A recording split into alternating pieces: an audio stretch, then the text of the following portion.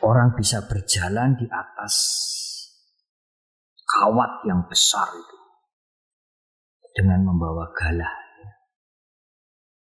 tidak terjatuh, dan tinggi mungkin 5-10 meter.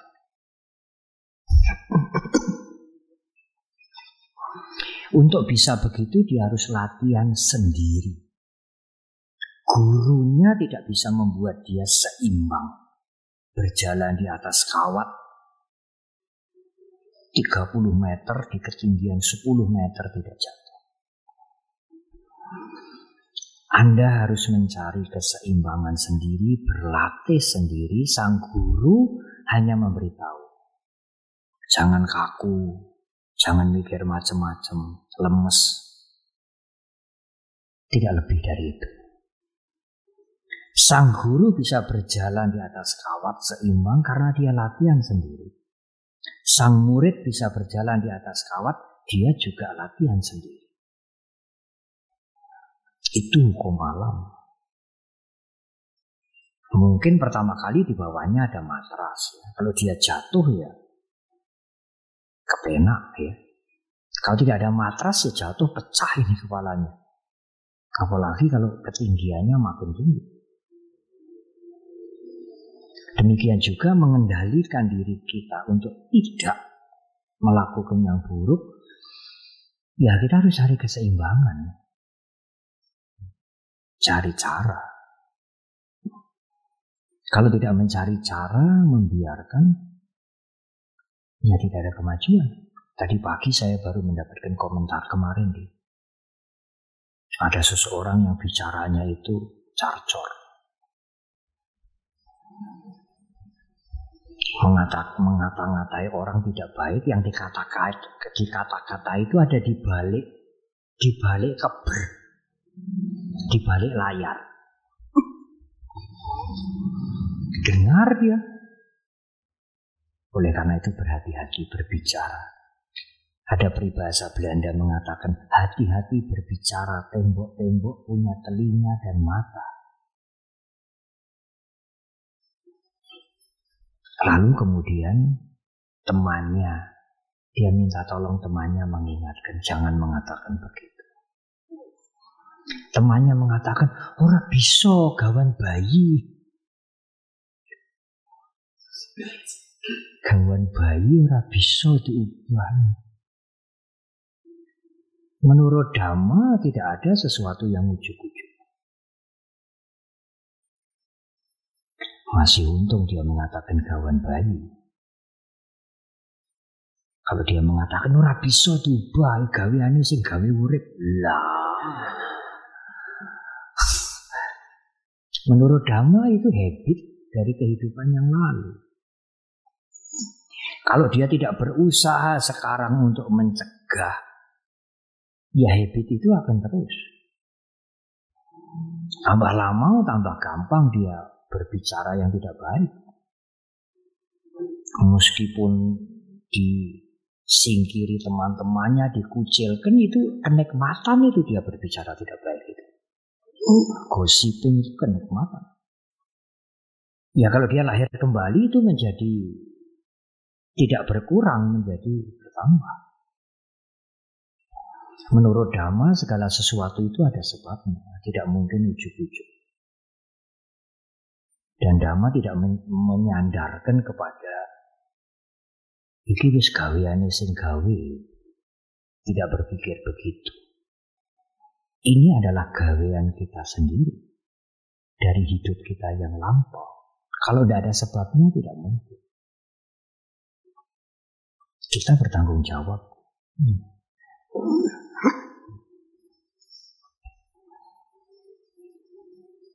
Oleh karena itu, kita harus berusaha. Saya berusaha untuk saya, Anda berusaha untuk Anda. Saya tidak bisa membuat Anda menjadi baik, tapi saya hanya bisa menganjurkan Anda menjadi baik. Menunjukkan manfaat menjadi baik, menunjukkan risiko kalau Anda berperilaku buruk. Seterusnya terserah Anda. Saya juga bertanggung jawab terhadap diri saya sendiri. Kebaikan yang ketiga, yang pertama itu memberi atau menolong atau beramal atau menyumbang. Kebaikan yang kedua mengendalikan dirinya sendiri dari perilaku yang buruk. Kebaikan yang ketiga meditasi. Dan di dalam Dhamma dikatakan itu kebaikan tertinggi. Wah, kalau tertinggi tentu pahalanya besar. Itulah pikiran kita. Selalu berpikir begitu. Apa itu gitu. Tertinggi artinya meditasi itu membersihkan pikiran kita. Mengapa? Karena semua perilaku yang baik, yang buruk, yang kejam sekali, yang sangat baik, semuanya datang dari pikiran kita. Kalau tidak dari pikiran kita, dari mana? Bante itu bukan pikiran saya. Lah kok bisa? Setan itu yang masuk. Wah, itu apa ya? Itu apa namanya ya? Kalau di persidangan itu namanya apa? Duplik apa replik? Yang paling jurus, yang paling manjur nanti. Itu bukan kehendak saya itu. Itu kehendak setan. Bagaimana saya dituntut? Tidak bisa begitu. Dhamma mengatakan pikiran kita. Dan pikiran itu liar sekali. Liar sekali. Masa Bante? Betul. Saudara mau berpikir apa saja. 2 hari ingin suci, ingin sempurna. Dari pikiran ingin membunuh, ingin menghabisi teman. Ingin mencincang musuh. Anda boleh berpikir apapun dari yang paling mulia sampai yang paling kejam. Orang yang duduk di samping Anda tidak tahu. Kan bisa Bante orang membaca pikiran orang, bisa. Tapi kalau dia tidak menunjukkan pikirannya kepada Anda, dia tidak otomatis menangkap pikiran Anda. Kalau orang bisa membaca pikiran orang, otomatis menangkap pikiran Anda. Bingung. Sekian banyaknya ini pikirannya macam-macam. Kalau ini masuk ke pikiran Anda semua, ruwet nanti Anda. Kalau Anda tidak mengarahkan kemampuan Anda itu pada orang tertentu, Anda tidak bisa menangkap apa yang dia sedang pikirkan. Buddha bisa membaca pikiran orang kalau beliau mengarahkan pikirannya pada orang itu. Kalau beliau tidak mengarahkan pikirannya pada orang itu, tidak otomatis masuk. Radarnya itu tidak menangkap semuanya. Kalau radarnya menangkap semuanya, nggak bisa tidur mungkin kita. Oleh karena itu kalau Anda berpikir yang mulia, amat suci, amat jorok, amat kejam, amat tidak masuk akal, bukannya sah-sah saja, hak saudara juga. Teman saudara kanan kiri muka belakang tidak ada yang tahu. Orang ini kok anteng-anteng aja ya. Iya anteng-anteng, pikirannya wah luar biasa. Tidak ada yang membatasi. Kalau berkata-kata berbuat ini, andai kata tidak takut hukum karma, tidak takut hukum pemerintah, hukum negara, masih takut lingkungan. Gak enak aku. Mengkodisik. Wah, pantas ya. Kecuali ya memang pikirannya sudah tidak waras. Di jalan-jalan saya mau jadi presiden Perserikatan Bangsa-Bangsa. Orang waras ini sudah tidak waras. Aku ingin jadi presiden PBB. Orang waras ini. Kalau yang waras, andai kata dia tidak punya agama sekalipun, tidak takut hukum pemerintah, tidak ngerti akibat karma, dia masih mikir-mikir. Karena dia juga butuh survive, butuh hidup. Kalau sampai dia tidak karu-karuan, orang lain menyingkir dari dia menderita juga.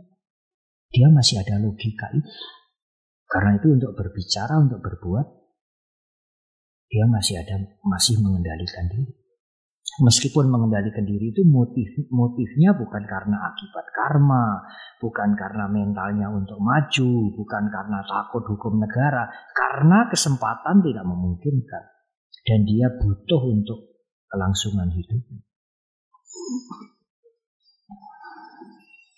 Itu ucapan dan perbuatan. Tetapi kalau pikiran tidak peduli. Tidak peduli lingkungan, tidak peduli dia berada di tengah-tengah rohaniwan, di dalam wihara, bersama dengan suami atau istrinya, dia bisa mikir macam-macam. Aku wis bosen nih karo istriku ini. Nek iso ya golek liyane sing luwih HP, istrinya tidak tahu. Ekspresinya ini biasa-biasa saja, senyum-senyum. Dan pikirannya kayak begitu.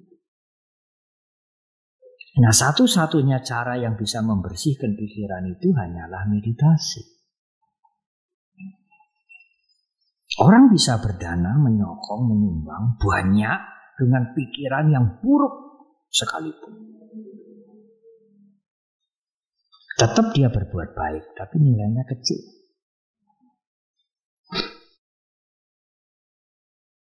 Perilakunya bisa baik, tidak membunuh, tidak mencuri, tidak berzina, tapi pikirannya juga buruk sekali. Karena sila tidak bisa membersihkan pikiran, hanya mengurangi saja. Kesempatan pikiran untuk mengekspresikan itu berkurang. Karena dia memegang sila, memegang etik. Tetapi untuk membersihkan pikiran itu harus dengan meditasi. Dan kalau pikiran itu mulai bersih, sebetulnya mengendalikan diri, tidak berperilaku buruk, menjaga sila itu otomatis. Otomatis perilaku kita baik. Mengapa? Ya karena sumbernya bersih. Dari sumber air yang bersih, Buddha Gautama mengatakan, tidak mungkin keluar air yang kotor. Tapi kalau sumbernya kotor, yang keluar tentu air kotor.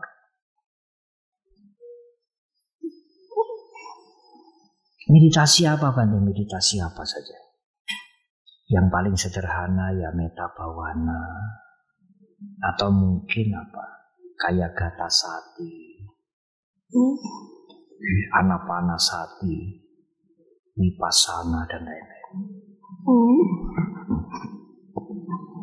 Vipassana pun juga ada beberapa metode, beberapa cara bagaimana kita melatih Vipassana.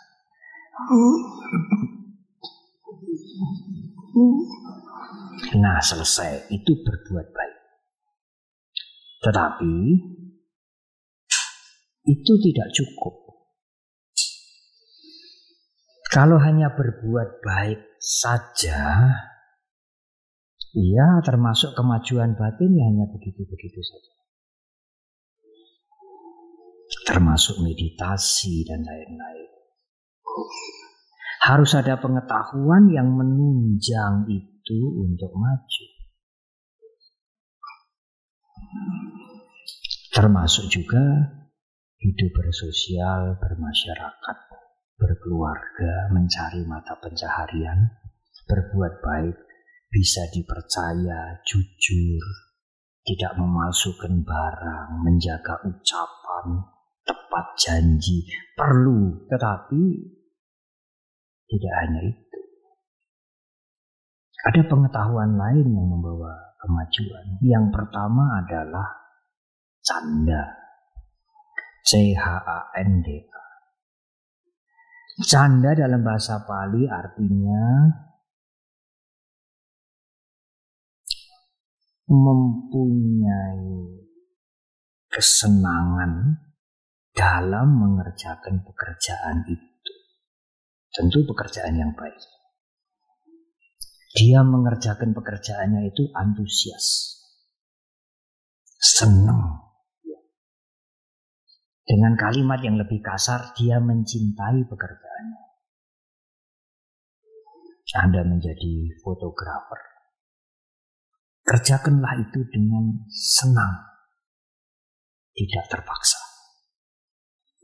Anda menjadi sekretaris satu lembaga. Anda mengerjakan pekerjaan Anda sebagai sekretaris itu, Anda menyenangi apa tidak? Janjani ya kepeksa, ya nggak bisa maju.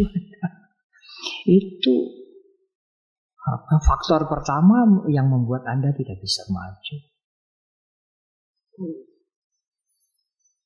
Apa yang Anda kerjakan? Saya sih buka bengkel, Bante. Anda menyenangi? Oh, saya senang saya menyenangi pekerjaan saya ini. Memang saya bisa membuka bengkel dan saya bisa melakukan perbaikan dengan baik. Wah, Anda bisa maju. Itu faktor pertama, meskipun bukan hanya faktor pertama itu. Bukan hanya faktor pertama itu saja. Anda jadi samanera, jadi biku, Anda senang? Ya, janjani ya kepaksa saya lah. Anda tidak bisa maju. Batin Anda tidak bisa maju.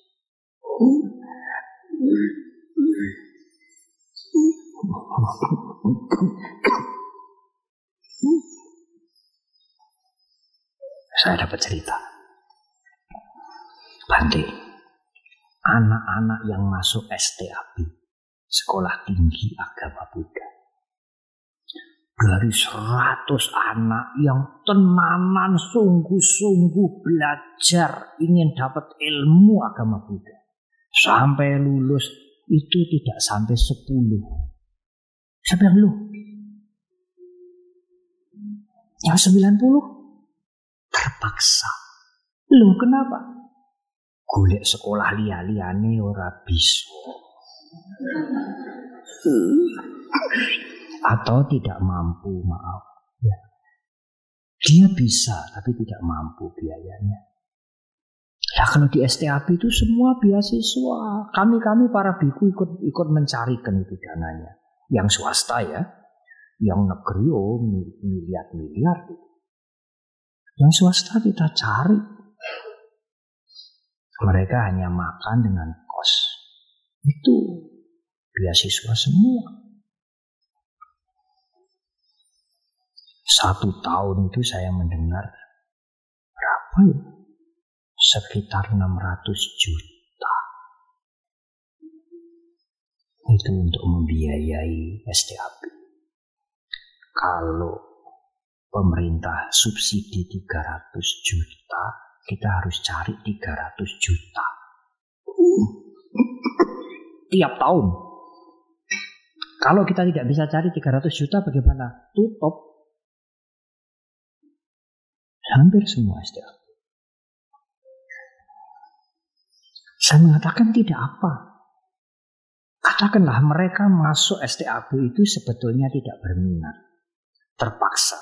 Tetapi setelah masuk, kalau dia bisa mencintai, menyenangi pelajarannya itu, dia akan maju.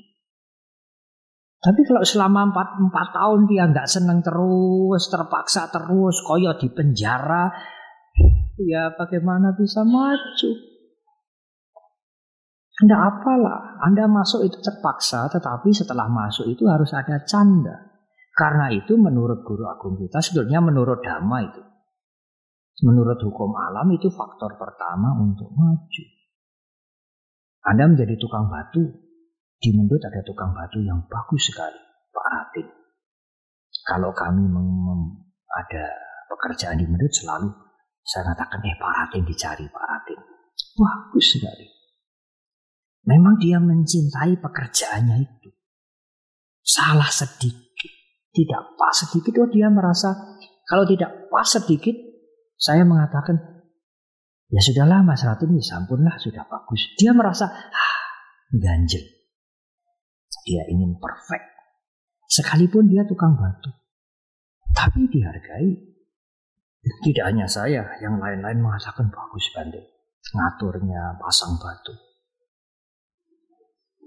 Anda mau jadi tukang batu, tukang taman, sekretaris, penterjemah, tukang foto, buka toko, buka bengkel, punya pabrik yang besar, pilot, sopir, dokter, insinyur, rohaniwan, senangilah pekerjaan Anda itu.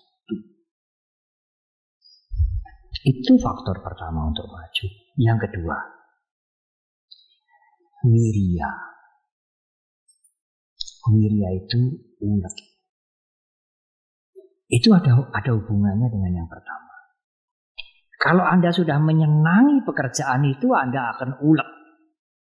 Ada rintangan, ada bujukan, ada kesulitan, aku akan bertahan karena aku senang dengan pekerjaan ini.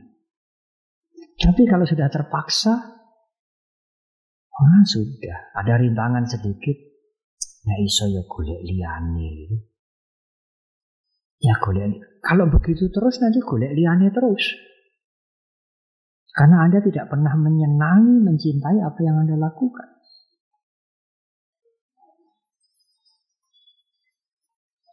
Bahkan kalau tidak salah, penemu listrik Edison, dia mengatakan genius itu hanya diperlukan 1% dalam kita bekerja berkarya. Yang 99% adalah keuletan dan usaha terus menerus. Karena kalau yang 99% genius, tidak ada gunanya. Usahanya hanya 1%, orang itu apa-apa.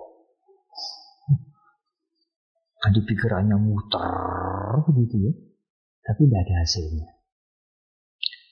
Ya, apa itu? Edison mengatakan ide itu hanya 1% diperlukan. 99% adalah keuletan. Yang ketiga, cita. Cita itu adalah, gampangnya kata begini, mencurahkan pikiran pada pekerjaannya itu. Senang ya, ulet ya, tapi tumpahkan pikiran Anda ke sana. Jangan banyak cabang. Bengkel ya, tukang foto ya, IO organisasi ya. Lah kapan le bengkel? Ya. Apalagi ya. Dan lain-lain. Bolehlah cabang 2 atau cabang 3. Anda harus menumpahkan pikiran ke sana. Saya pernah mendapat penjelasan dari seorang seperti rektor lah. Karena institut jadi tidak dikatakan rektor. Prasetya Mulia sudah meninggal, Pak Leo Utama. Dia mengatakan, Bante, pikiran kita ini hanya bisa mengkoordinir 5. Karena itu dalam sistem kabinet Menko itu perlu. Kalau menterinya 20 tidak ada Menko, presidennya bisa.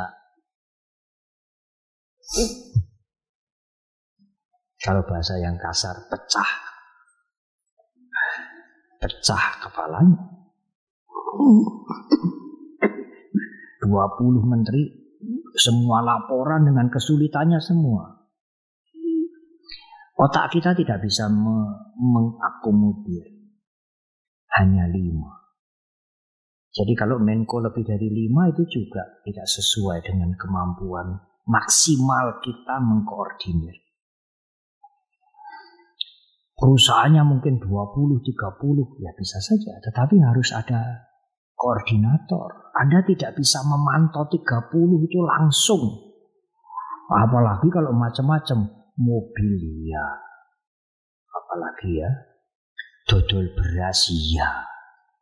Dodol pupuk iya. Dodol bahan bangunan iya. Tukang foto iya. Tidak bisa. Tidak ada cipta. Anda tidak menumpahkan pikiran Anda pada pekerjaan yang Anda senang. Yang terakhir, wimangsa.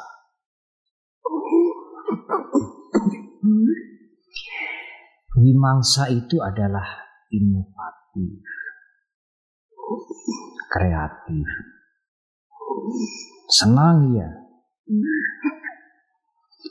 Sungguh-sungguh ya, mencurahkan pikiran ya, berbuat baik perlu itu dasar. Tapi tidak kreatif, tidak ada inovasi. Kawit biyen ya itu saja. Buntele ya itu saja, tidak laku. Tidak laku. Inovatif, kreatif itu sebetulnya sesuai dengan hukum alam. Anicca, tidak kekal. Keinginan orang, kesenangan orang juga tidak kekal. Kalau Anda tidak punya kreativitas, tidak berinovasi, ya tidak akan ditinggal oleh langganan, tapi langganannya tidak tambah. Termasuk meditasi. Apakah waktu Bante meditasi waktu Samanera 40 tahun yang lalu dengan sekarang sama? Tidak. Saya belajar Anatta Bhawana lama. Saya belajar Anapanasati lama. Saya belajar Vedananupassana dari Goenka. Saya belajar Cittanupassana yang sering dikatakan bare attention, bare awareness. Lalu bagaimana? Lalu saya mempunyai cara yang cocok untuk saya. Saya mencari. Saya senang meditasi, iya. Dan saya berlatih meditasi. Saya tidak medot meditasi. Saya berlatih. Saya ada keyakinan meditasi ini bermanfaat. Saya melakukan dengan sungguh-sungguh, tetapi juga ada kreativitas, ada inovasi. Belajar yang lain. Yang sealur tentu ya. Yang ada benang merahnya dengan cara yang saya lakukan. Kalau tidak begitu ya tidak maju. Ya hanya mendapatkan ketenangan, begitu-begitu saja. Di dunia spiritual, praktek dhamma, di dunia pendidikan, di rumah tangga, dalam hidup bermasyarakat, dalam bidang kesejahteraan materi, semuanya memerlukan inovasi, kreativitas. Waktu saya masih mahasiswa, kira-kira 40 Biku 39, Samanera 2 tahun, 41, 42, 43 tahun yang lalu. Saudara mungkin di antara saudara ada yang belum lahir. 43 tahun yang lalu. Yang ada hanya ada masalah itu saja. Tapi sejak dulu ya begitu. Tidak ada kreativitas, tidak ada inovasi. Ada sedikit background-nya itu loh. Ya. Masa Bante ya ini. Yang Anda duduk ini apa ini? Kanopi ini memang baru. Yang tempat saya duduk ini ya baru. Tapi ada masalah itu begitu aja. Tidak lebih baik Bante. Ya ketoknya lebih baik. Tapi mungkin tidak baik sungguh-sungguh. Jadi ya memelihara. Saya menyenangi wihara ini. Kalau bukan wihara ini saya tidak mau pergi. Bagus. Saya bekerja dengan tekun, tidak peduli orang lain salah paham. Sangat bagus saya mencurahkan pikiran saya kemari. Bagus, tetapi Sang Buddha juga mengingatkan inovasi dan kreativitas tidak boleh ditinggalkan. Kalau ditinggalkan ya nanti tidak akan maju. Nah, itulah 4 hal itu dikatakan iddhipada. Dalam bahasa Pali, iddhipada itu artinya jalan untuk berhasil. Canda, wirya, citta, wimangsa. Baik dalam hal spiritual maupun dalam hal kesejahteraan sosial. Tetapi tentu berbuat baik tidak bisa dibuang.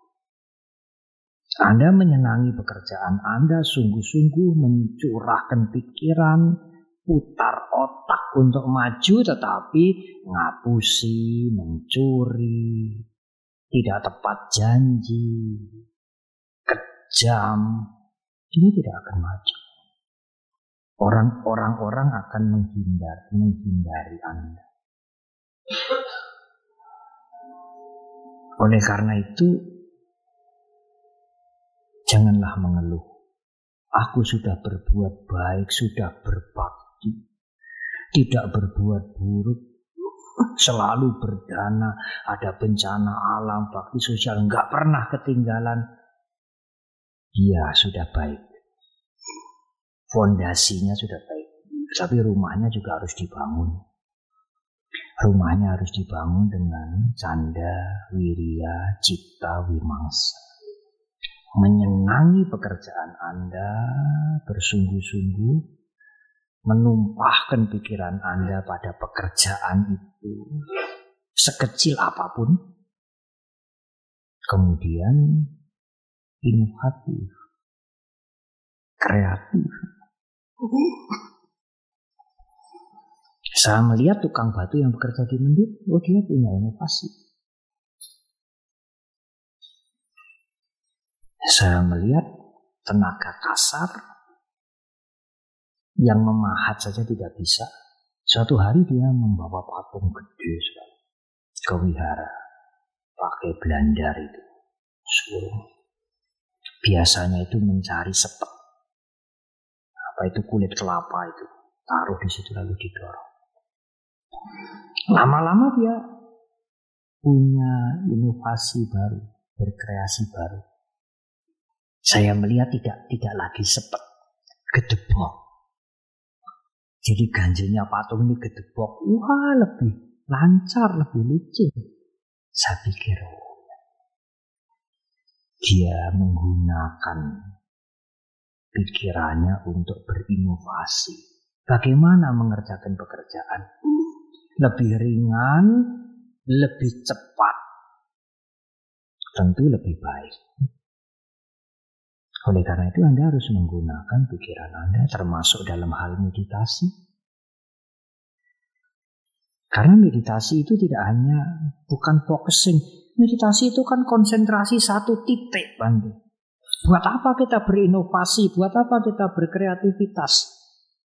Iya, itu meditasi ketenangan. Tetapi meditasi tingkat lanjut tidak hanya berhenti pada satu titik. Kita harus menyadari apa saja yang menjadi gejolak perasaan dan pikiran kita.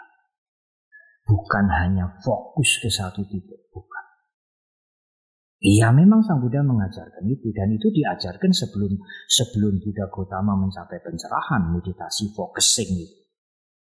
Tetapi meditasi yang diajarkan oleh guru agung kita bukan meditasi focusing sebetulnya. Meditasi awareness, meditasi kesadaran. Itu ada kreativitas, ada inovasi. Meskipun kreativitas dan inovasi dalam meditasi berbeda jauh dengan kreativitas bermasyarakat. Baiklah Ibu Bapak dan Saudara, saya harus berhenti. Tetapi masih ada waktu. Kalau tadi saya memulai terlambat sekitar 15 menit. Ya, saya juga ingin mengakhiri 15 menit kemudian. Terima kasih.